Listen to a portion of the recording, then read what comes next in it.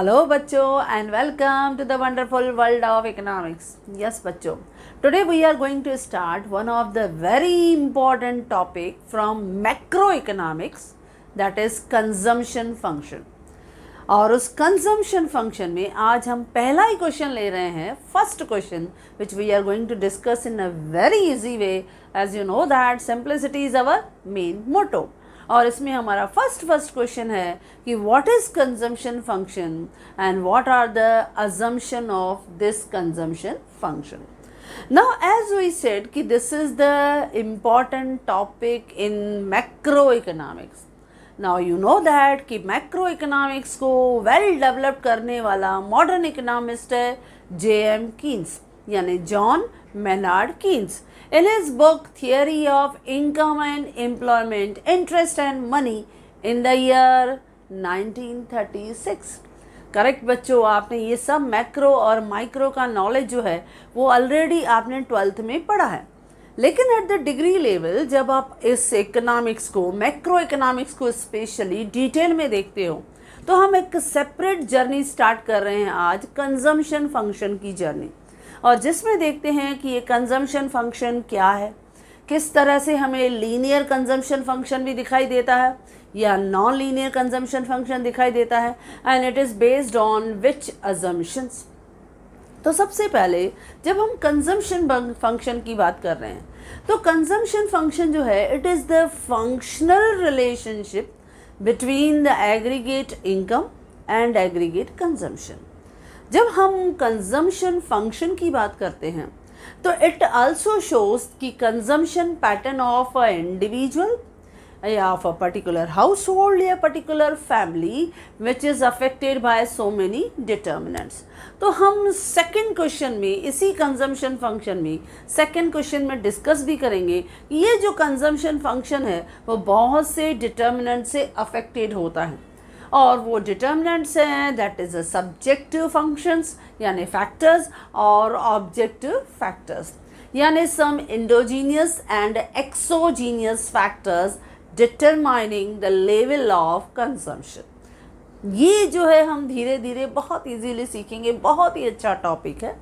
Now जब हम बात कर रहे हैं कंजम्पशन फंक्शन, तो हमने क्या कहा बच्चों कि कंजम्पशन फंक्शन जो है ये हमें फंक्शनल रिलेशनशिप सिखाता है. जैसे जैसे एग्रीगेट इनकम यानी देश की इनकम बढ़ती जाती है उतना हमारा aggregate consumption will also go on increasing, वो भी बढ़ता है.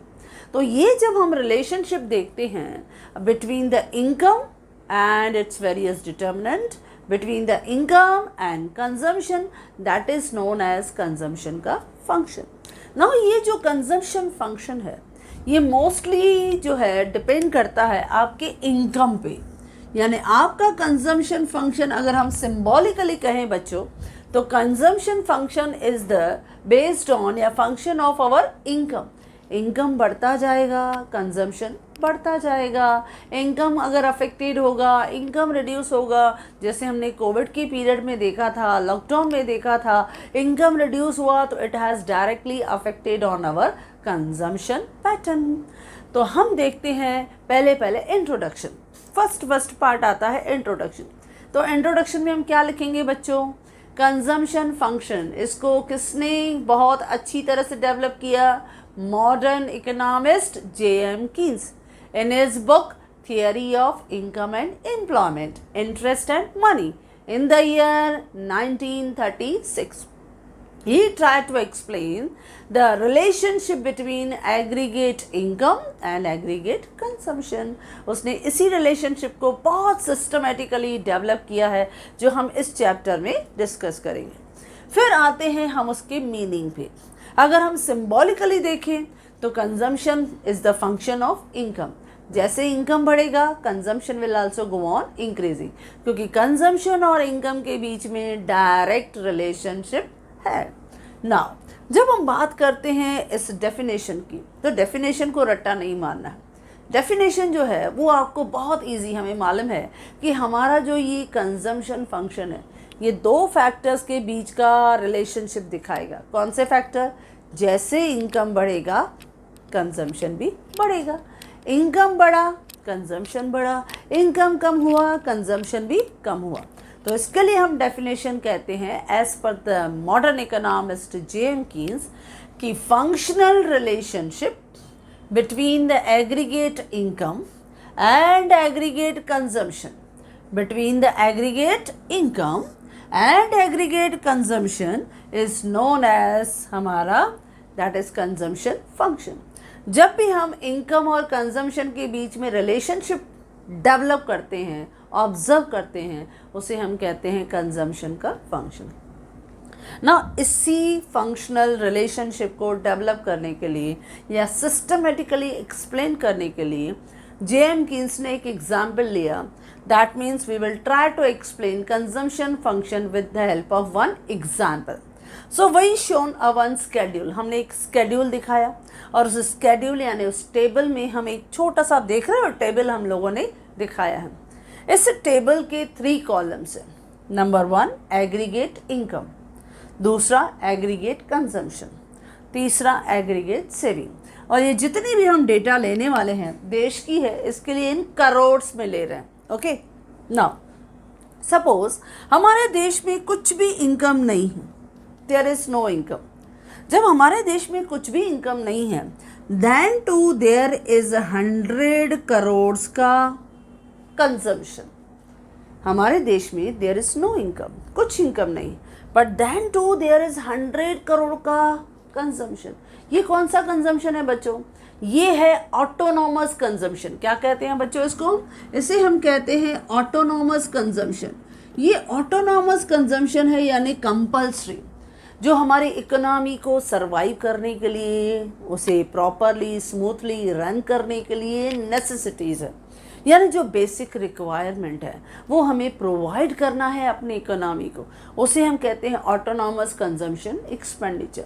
वो ऑटोनॉमस कंजम्पशन एक्सपेंडिचर हमारे देश में हमारी गवर्नमेंट सेटिस्फाई करती है आइदर बाय बोरोइंग या बाय डिसेविंग। इसके लिए हमने एग्रीगेट सेविंग क्या दिखाया?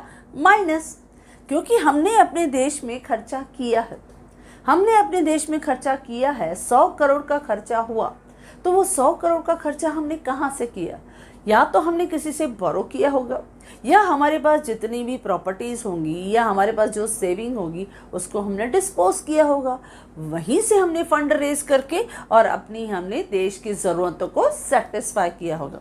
तो शुरुआत में जेएम कीन्स ने हमें बताया कि then there is no income, then too there is essential requirement autonomous consumption expenditure, जो सपोज 100 करोड़ का हुआ और हमारा सेविंग क्या दिखा? -100 करोड़। नाउ अब देश आगे चलना शुरू हुआ। Suppose our income increases to suppose 200 crore, हमारा इनकम 200 करोड़ का हुआ। अब इनकम बढ़ा तो हमारे देश का कंजम्पशन भी बढ़ा, तो वही सेम 2 करोड़ का कंजम्पशन, सेम 2 करोड़ का कंजम्पशन हमारे देश में हो गया। हमारी इनकम इंक्रीज हुई अप टू 200 करोड़। हमने जैसे ही कमाना शुरू किया हमारी इनकम 200 करोड़ के करीब हो गए। अब वही सेम 200 करोड़ हमारे देश में बहुत सारी गुड्स एंड सर्विसेज को सेटिस्फाई करने में खर्चा हो गया, तो 2 करोड़ का कंजम्पशन एक्सपेंडिचर। ना अब यहाँ पे कोई सेविंग है? No, there is no saving, यहाँ पे कोई सेविंग नहीं है।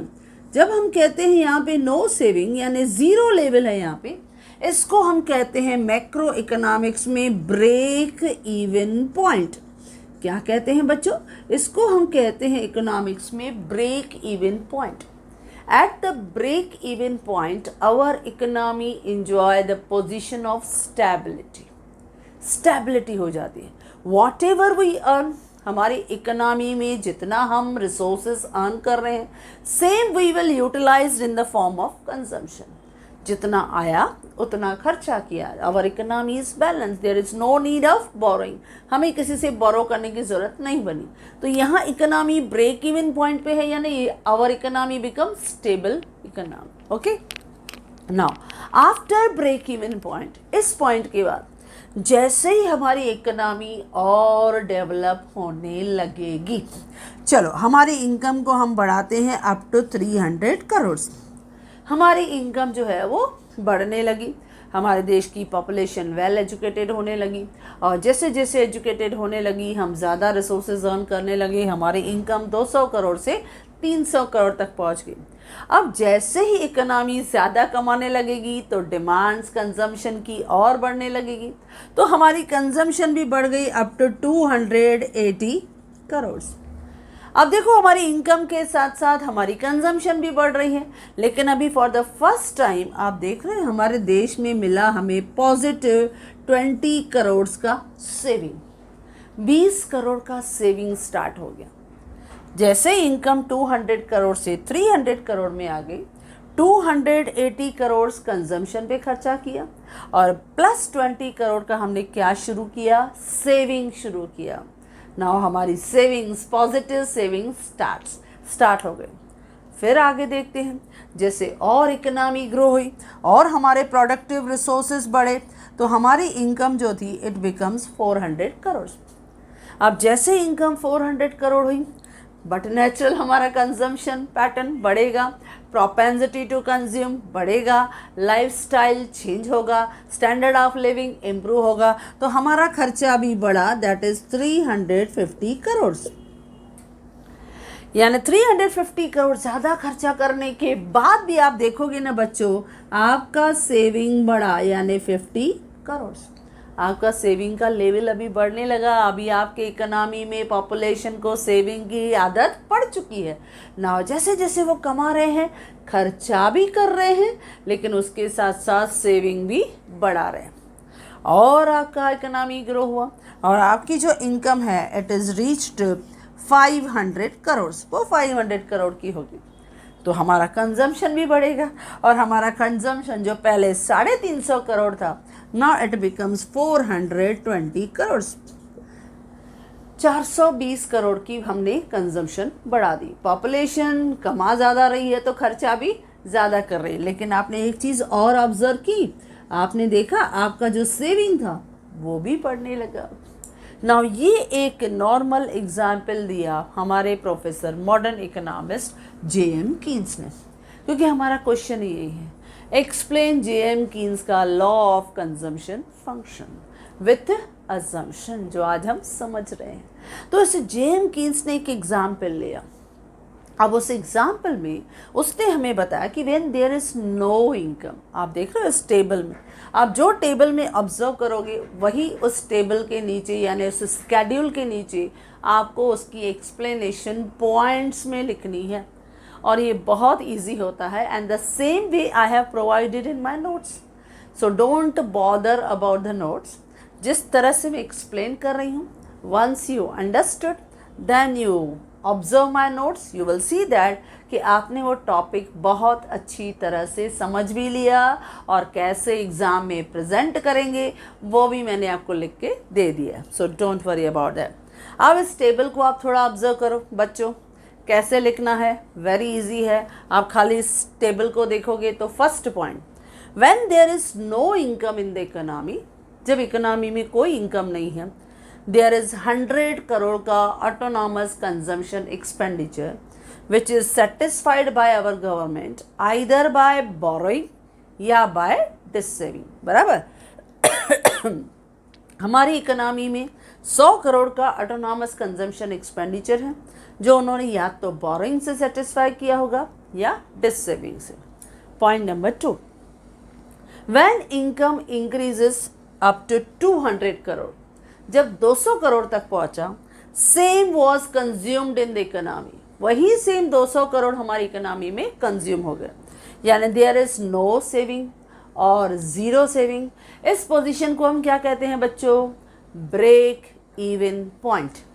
ब्रेक इवन पॉइंट, उसे हम ब्रेक इवन पॉइंट कहते हैं, क्योंकि यहाँ इकोनॉमी स्टेबल हो गई, जितना कमाया उतना हमने खर्चा किया। तो ये सेकंड पोजीशन है जहाँ पे हमने कुछ भी एक्स्ट्रा सेविंग्स नहीं की।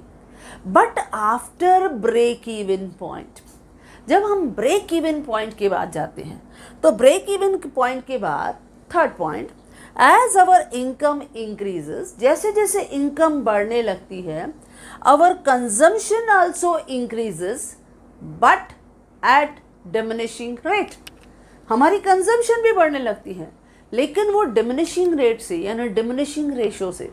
इसका मतलब जैसे हमने देखा कि पहले हमारे पास इनकम नहीं भी थी तो हमने बोरो करके एडजस्ट किया, फिर हमने जितना कमाया उसका 100% हमने खर्चा किया, फिर धीरे धीरे इनकम बढ़ी तो हमने अपनी इनकम का 95% खर्चा किया, फिर आगे इनकम बढ़ेगी तो 90% खर्चा करेंगे, फिर 85% खर्चा करेंगे। यानी धीरे धीरे जैसे जैसे इनकम बढ़ेगी हम अपना कंजम्पशन बढ़ाएंगे बच्चों, लेकिन जो प्रोपोर्शनेट है ना, जो परसेंटेज है ना खर्चे का overall from our income, it will go on diminishing. इसके लिए कहते हैं, जेएम कीन्स ने कहा कि after break even point as our income increases our consumption also increases but at diminishing rate. लेकिन उसका रेट क्या है बच्चों? डिमिनिशिंग है। और लास्ट पॉइंट उसने कहा कि after break even point as our income increases, जैसे हमारा इनकम बढ़ता है तो आवर कंजम्पशन के साथ साथ सेविंग भी बढ़ता है बट एट इंक्रीजिंग रेट। क्योंकि एक बार आपको सेविंग की आदत पड़ गई तो पहले अपने इनकम में से 5% बचाया, फिर 10% बचाया, फिर 15% बचाया, फिर 20% बचाया, ऐसे धीरे धीरे करके आप सेविंग का रेशो, प्रपोर्शन, सेविंग का percentage will go on increasing. तो इसके लिए हमने कहा कि ब्रेक इवन पॉइंट के बाद जैसे ही इनकम बढ़ता है सेविंग भी बढ़ता है but at increasing rate. Clear my student? Okay बच्चों, चलो फिर से एक बार देख लेते हैं कौन सी पॉइंट्स हमने कही। In the above schedule we observe point number 1 कि there is no income in the economy, there is 100 crore का autonomous consumption expenditure is satisfied by the government either by borrowing or by receiving. Done. Second, when there is 200 crore का income in the economy, same it was consumed in the economy, so at this level there is no income. This situation is called break even point. Here economy become balanced यानी stable. Third, after break even का point, as income increases, consumption also increases but at diminishing rate. Fourth point, after break even point, as income increases, consumption के साथ साथ saving also increases but at increasing rate. Saving बढ़ा लेकिन increasing rate के साथ, consumption बढ़ा लेकिन diminishing rate के साथ, लेकिन सेविंग बढ़ा विथ इंक्रीजिंग रेट। नाउ फिर से लिखेंगे, it is clear with the help of following diagram. अब आते हैं इस डायग्राम पे। अच्छा बच्चों, अब इस डायग्राम को हम दिखा रहे हैं क्योंकि ये जो आपका कंजम्पशन फंक्शन है ये 2 टाइप का होता है, यानी फॉर्म्स ऑफ कंजम्पशन फंक्शन जब हम देखते हैं तो there are 2 types of consumption function. एक तो नॉर्मली जब जेएम कीन्स ने इसको डेवलप किया तो it was a linear consumption function. जब हम कहते हैं लीनियर यानी स्ट्रेट लाइन, लेकिन इकोनॉमी में हर चीज़ स्ट्रेट नहीं होती है, सेम प्रपोर्शन में चेंज नहीं होती है, तो some time there are some changes in the economy, तो इसके लिए नॉन लीनियर कंजम्पशन फंक्शन भी दिखाई देता है। तो पहले हम उसको लीनियर को देखते हैं, बाद में नॉन लीनियर, क्योंकि बहुत से कॉलेजेस में सिर्फ लीनियर कंजम्पशन फंक्शन को स्टडी करवाते हैं, लेकिन कुछ कॉलेजेस में दोनों कंजम्पशन फंक्शन के डायग्राम को ड्रॉ करने की हमेशा सजेशन दी जाती है कि दोनों फंक्शन दिखाओ, लीनियर भी दिखाओ, नॉन लीनियर भी दिखाओ। लेकिन मेजॉरिटी ऑफ कॉलेजेस में यू विल सी दैट कि they are only showing the linear consumption function. Okay बच्चों, तो चलो डायग्राम की तरफ आते हैं। बहुत इजी है, कोई इसमें डिफरेंस नहीं है। चलो देखते हैं। पहले मैंने एल का फॉर्मेट लिया, एक्स एक्सिस पे दिखाया एग्रीगेट इनकम, एग्रीगेट इनकम यानी वाई, हम वाई को डिनोट कर रहे हैं इन करोड्स। वाई एक्सिस पे I am showing aggregate consumption यानी C, I am denoting it. Okay, Y axis पे कंजम्पशन जो हमारा मेन कंपोनेंट है, और एक्स एक्सिस पे एग्रीगेट इनकम, और इनकम और कंजम्पशन का ही फंक्शन हम क्या कर रहे हैं, कंजम्पशन फंक्शन के फॉर्म में फंक्शनल रिलेशन। अच्छा, अब मैंने क्या किया, ये हमें मालूम है एल का फॉर्मेट है यानी 90 डिग्री। अब उसका हाफ बाइसेक्टर लाइन वो क्या होता है 45। 45 से मैंने एक लाइन ड्रॉ किया OA। ये मैंने क्यों ड्रॉ किया? सो दैट मैं कंजम्पशन फंक्शन को प्रॉपरली इंडिकेट कर सकूं। मैंने 45 से एक लाइन ड्रॉ किया तो ये क्या दिखाता है? Suppose I will take any point on this line OY। तो ये लाइन 45 की एंगल है, यानी 90 का बिल्कुल आधा है। यानी इस लाइन पे जितना इनकम उतना ही कंजम्पशन। इसके लिए मैंने लिखा है इस लाइन का मतलब है Y is equal to C, यानी जितनी इनकम उतनी ही कंजम्पशन। 100 करोड़ का अगर कंजम्पशन है तो 100 करोड़ की इनकम है। अगर 100 करोड़ का 200 करोड़ का इनकम है तो 200 करोड़ की कंजम्पशन है। 300 करोड़ का अगर इनकम है तो 300 करोड़ की आपकी कंजम्पशन है। ये पॉइंट वो दिखाती है। इसके लिए ये 45 की एंगल से ड्रॉ हुआ। ये क्या दिखाता है? लाइन OA जो हमने ओरिजिन से ड्रॉ किया at the angle of 45 which shows या which indicate Y is equal to C। Now हम आते हैं कंजम्पशन कर्व। पहला लीनियर कंजम्पशन फंक्शन देखते हैं, फिर इसी में ही नॉन लीनियर देखेंगे। अब देखिए, अगर हम जब बात करते हैं लीनियर कंजम्पशन फंक्शन, तो लीनियर कंजम्पशन फंक्शन में suppose I will start from here consumption function C। ये कंजम्पशन फंक्शन है। I show it, suppose this is the C जो मैंने दिखाया, this is the consumption function C।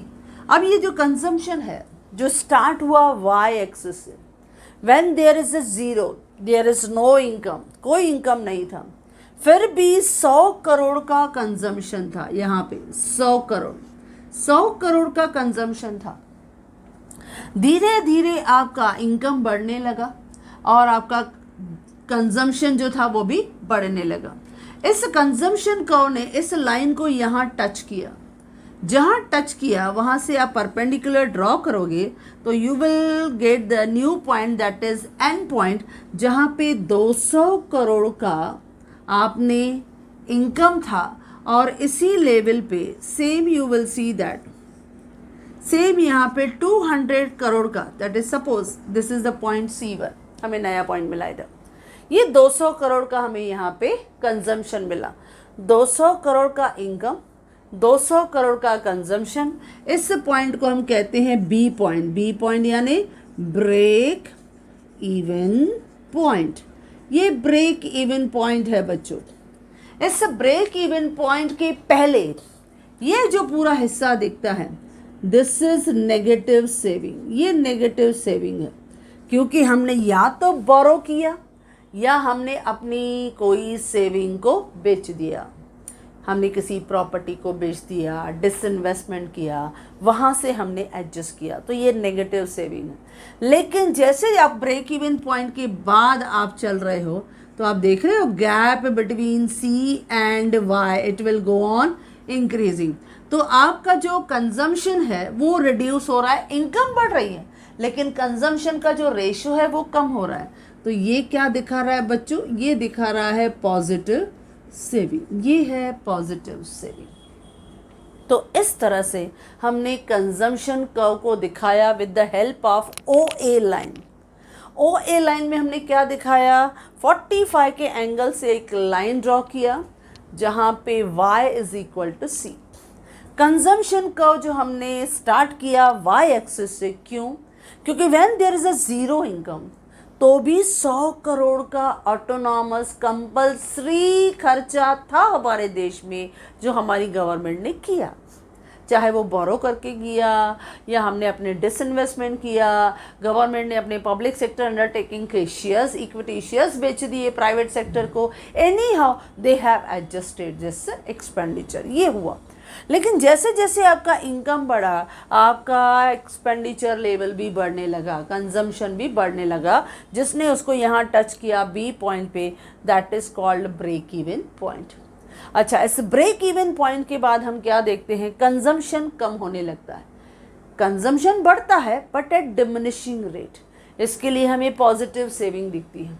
But before break even point हमारा consumption ज़्यादा है, income कम, इसके लिए नेगेटिव सेविंग। बराबर बच्चों? अब इस डायग्राम का explanation, point number 1। First on X axis क्या दिखाया है बच्चों, एग्रीगेट इनकम, वाई एक्सिस पे क्या दिखाया है बच्चों, एग्रीगेट कंजम्पशन। सो लिखेंगे on X axis aggregate income and on Y axis aggregate consumption is shown. Point number 2, from origin line OA is drawn at the angle of 45 which shows या which indicate y is equal to c। Third CC, ये जो CC है ये क्या है हमारा, ये है कंजम्पशन कर्व, ये है कंजम्पशन कर्व जो स्टार्ट होता है y एक्सिस से। तो हम लिखेंगे CC is consumption curve which start from y-axis and sloping upward from left to right. Next point, it intersects, CC curve intersect line OA at point B. It is called break-even point. Next point, after break-even point, we observe positive saving. After break-even point, we observe positive saving because income is greater than consumption. लेकिन before break even point we observe negative saving. क्यों? क्योंकि consumption exceed income, क्योंकि consumption ज़्यादा है, income कम। लेकिन break even के बाद आप क्या देख रहे हो, आपका consumption कम है और income ज़्यादा। ओके बच्चों, तो ये हमने दिखाया लीनियर कंजम्पशन फंक्शन। क्या दिखाया हमने, लीनियर कंजम्पशन फंक्शन। अब इसको ही हम दिखा रहे हैं नॉन लीनियर के फॉर्म में। तो जब हम इसको नॉन लीनियर के फॉर्म में दिखाते हैं बच्चों, तो सिर्फ क्या रहेगा, ये जो आपका लीनियर जो हमने स्ट्रेट लाइन में दिखा दिया, स्ट्रेट लाइन में suppose I will rub it पूरा, हम इसको रब करके वापस दिखा देते हैं। और नॉन लीनियर जो हमारा कंजम्पशन फंक्शन है that we will try to show again, same वैसे ही दिखाएंगे। लेट्स सी नाउ, सबसे पहले तो एल का फॉर्मेट, सबसे पहले तो एल का फॉर्मेट। ओके, ये ओरिजिन, ये वाई, ये है एग्रीगेट कंजम्पशन जिसे हम कहते हैं सी, और ये है एग्रीगेट इनकम एक्स एक्सिस पे। फिर से वही 45 के एंगल से we will draw line O A जो दिखाता है, इंडिकेट करता है y is equal to C. Okay बच्चों, नाउ अब CC का जो हमने कहा यहाँ से 100 करोड़ से स्टार्ट होगा। अब ये कैसे जाएगा बच्चों, इस तरह से CC का जो है वो इस तरह से हमें दिखाई देगा, यानी ये लीनियर नहीं, थोड़ा कर्व शेप में जाएगा, कर्व शेप में जाएगा। और वो जाके यहाँ ब्रेक इवन पॉइंट पे जहाँ टच करेगा तो you will see that again you will get here N, that is 200 crore. अब इस एन के बाद जैसे ही आपका ये कंजम्पशन का नीचे फॉल होने शुरू हो जाएगा, क्योंकि धीरे धीरे consumption will go on diminishing, तो यहाँ हमें मिलेगा पॉजिटिव सेविंग। लेकिन ब्रेक इवन से पहले हमें जो ये गैप है ये हमें दिखाता है नेगेटिव सेविंग। वो इसके लिए क्योंकि कंजम्पशन एक्सीड इनकम। लेकिन ब्रेक इवन के बाद, क्योंकि जब हम ब्रेक इवन से पहले हैं तो हमारा जो कंजम्पशन है वो ग्रेटर देन इनकम है, कंजम्पशन ज़्यादा है। लेकिन जब हम ब्रेक इवन के बाद जाते हैं तो यहाँ पे हमें क्या दिखाई देता है कि हमारा जो इनकम है वो ग्रेटर देन कंजम्पशन है, रिवर्स दिखाई देता है बच्चों। तो चलो, अगर इस तरह से नॉन लीनियर भी आपके कॉलेजेस में दिखाया है तो कोई बड़ी बात नहीं है बच्चों, बहुत इजी है, सेम वे है। यानी फिर से एक्स एक्सिस पे क्या दिखाया, एग्रीगेट इनकम, वाई पे क्या दिखाया, एग्रीगेट कंजम्पशन। फिर ओरिजिन से लाइन ओ ए जो हमने ड्रॉ किया at the angle of 45 degree, okay, जो इंडिकेट करता है y is equal to C. Again C जो है ये जो है वो नॉन लीनियर, ये नॉन लीनियर कंजम्पशन कर्व है। ये नॉन लीनियर क्यों, क्योंकि कर्व शेप में है, कंजम्पशन कर्व है जो स्टार्ट होता है, कंजम्पशन कर्व स्टार्ट होता है सी पोजीशन यानी 100 करोड़ से। ये यहाँ पे बढ़ते बढ़ते इसने ओ ए लाइन को बी पॉइंट पे टच किया, इसको हम क्या कहते हैं, ब्रेक इवन पॉइंट। इस ब्रेक इवन पॉइंट पे हमने क्या देखा, जितना आपका इनकम उतना ही आपका खर्चा।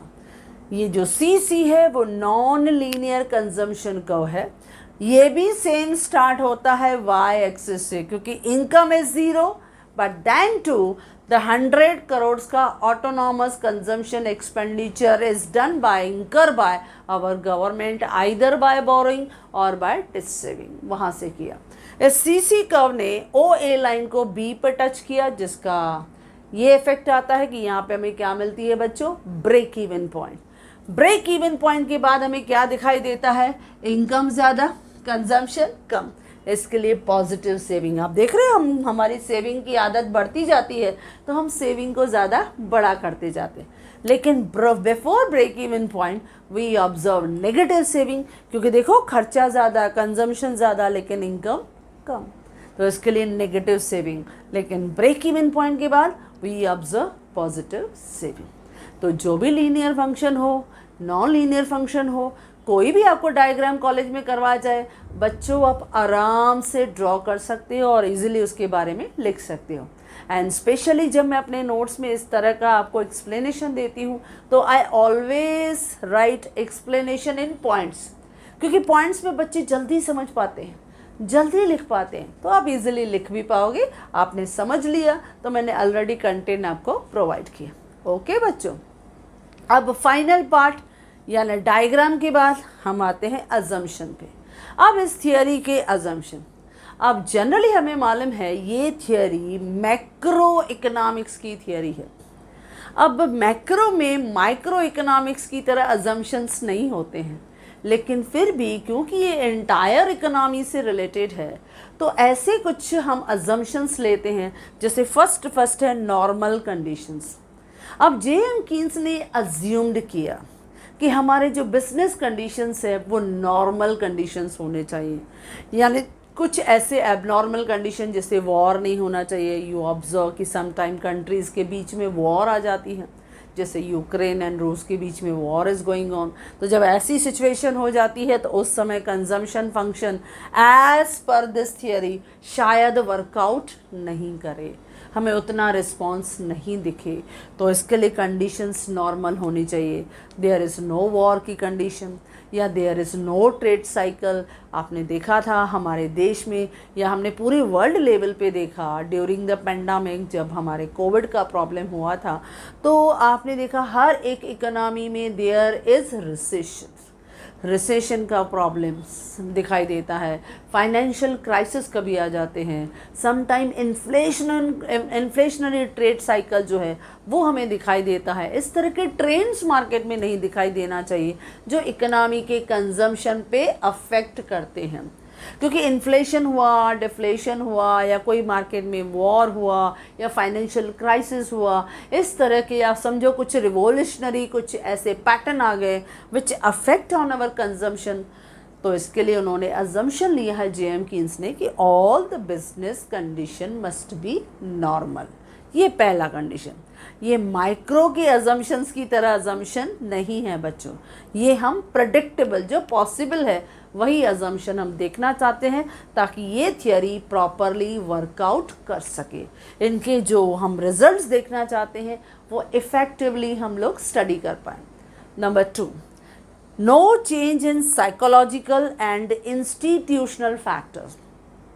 फिर जेएम कीन्स ने कहा क्योंकि हमारे इकोनॉमी में बहुत सारे साइकोलॉजिकल फैक्टर्स होते हैं या इंस्टीट्यूशनल चेंजेस होते हैं, जैसे गवर्नमेंट ने न्यू पॉलिसी ला दिया तो आपके कंजम्पशन पे इफ़ेक्ट आ जाएगा, जैसे टैक्सेस न्यू आ गई तो आपके कंजम्पशन पे इफ़ेक्ट आ जाएगा। तो इस तरह से no change in psychological and institutional factors, यानी टेस्ट हो, प्रेफरेंस हो, फैशन हो, हैबिट हो या पॉपुलेशन का ग्रोथ हो या सम प्राइस लेवल हो, ऐसे कुछ चीज़ों में कोई बदलाव नहीं आनी चाहिए, क्योंकि सम टाइम ऐसा होता है कंज्यूमर की एक्सपेक्टेशन हो, प्राइस लेवल हो, फैशंस हो या आपकी हैबिट्स हो, डिस्ट्रीब्यूशन ऑफ इनकम और वेल्थ हो, ये आपके कंजम्पशन पे डायरेक्टली अफेक्ट करते हैं। तो तो इस तरह के इंस्टीट्यूशनल चेंजेस या आपके साइकोलॉजिकल चेंजेस नहीं आने चाहिए। थर्ड उन्होंने लास्ट जो हम अजम्पशन ले रहे हैं that is laces faire policy. अब जब हम बोलते हैं लेसेस फेयर पॉलिसी, तो बच्चों लेसेस फेयर पॉलिसी मतलब क्या? Free working of the economy, यानी आपका इकोनॉमी में प्रोड्यूसर हो, कंज्यूमर हो, दे मस्ट बी फ्री, यानी प्रोडक्शन के डिसीजन हो, कंजम्पशन के डिसीजंस हो या डिस्ट्रीब्यूशन ऑफ इनकम हो, ये फ्री वर्किंग इकोनॉमी में होना चाहिए। तो इस तरह का आपके इकोनॉमी में लेसेस फेयर पॉलिसी यानी no intervention of government, government का इंटरवेंशन नहीं होना चाहिए, तभी इस तरह से आपका जो कंजम्पशन फंक्शन है वो ओवरऑल वर्क करता है। ओके बच्चों, तो ये कंजम्पशन फंक्शन है जो हमें पूरा सिस्टमैटिकली लिखना है। पहले हमने क्या लिखा? इंट्रोडक्शन, कि ये जो कंजम्पशन फंक्शन की थियरी है इसको सिस्टमैटिकली किसने समझाया? Modern economist J.M.. कीन्स ने in his book the theory of income and employment, interest and money in the year 1936. He tried to explain the functional relationship between aggregate income और aggregate consumption. Okay, इस law को हम कहते हैं psychological law of consumption या propensity to consume, कि हम on an average कितना हम सोचते हैं फॉर द कंजम्पशन। और उसके लिए फिर हमने डेफिनेशन लिया। डेफिनेशन में हमने बताया कि functional relationship between aggregate income और एग्रीगेट कंजम्पशन, उसे हम क्या कहते हैं बच्चों? Consumption function. फिर हमने सी पार्ट लिया, शेड्यूल, एक टेबल, एक स्केड्यूल, एक एग्जाम्पल, उसका एक्सप्लेनेशन बहुत इजीली हमने 4 पॉइंट्स में दिया कि जब there is no income in the economy, 100 crore का autonomous consumption expenditure was done या incurred by the economy either by borrowing और बाय डिसेविंग। फिर जैसे इनकम बढ़ा up to 200 crore, same it was consumed in the economy, so this situation को हमने क्या कहा? Break even point. Break even point के बाद जैसे आपका इनकम बढ़ा, कंजम्पशन भी बढ़ा but at diminishing rate. Fourth point, break even point के बाद जब इनकम बढ़ा तो सेविंग भी बढ़ा but at increasing rate. Done. Then diagram लेके आया डी पार्ट में। डायग्राम अगर आपके कॉलेज में लीनियर करवाया है तो लीनियर करो, नॉन लीनियर करवाया है तो नॉन लीनियर करो। Easy my dear students.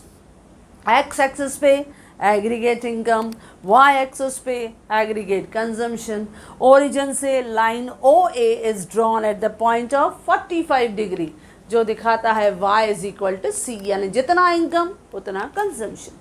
फिर हमने कंजम्पशन कर्व ड्रॉ किया विच इज स्लोपिंग अपवर्ड, जो अपवर्ड ड्रॉ होता है फ्रॉम लेफ्ट टू राइट।